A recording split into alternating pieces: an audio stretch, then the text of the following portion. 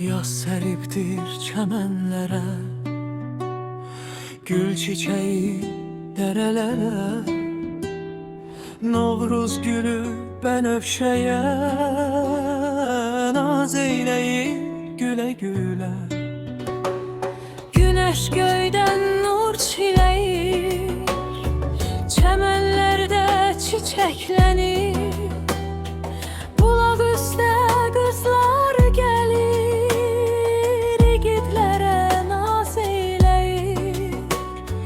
Quşlar səs-səsə verərək, çöl çəmənə səsin salar.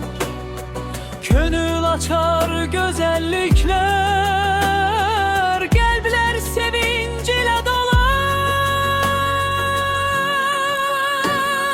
Yaz havası gül qoxuyar, yeni yeni sevgi doğar. Qız evinə elçi gedər, bahar fəsli gözəl olar.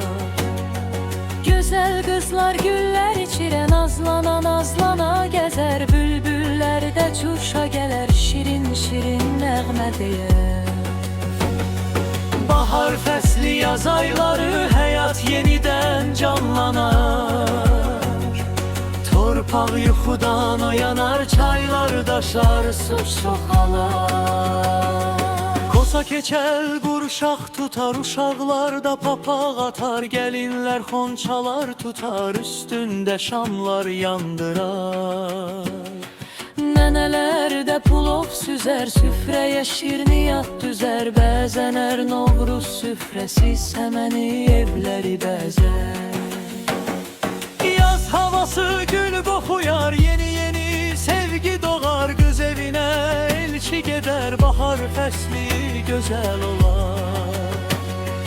Yaz havası gül qoxuyar, yeni yeni sevgi doğar. Qız evinə elçi gedər, bahar fəsli gözəl olar.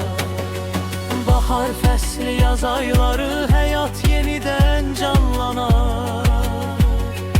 Torpaq yuxudan oyanar, çaylar daşar, su çoxalar.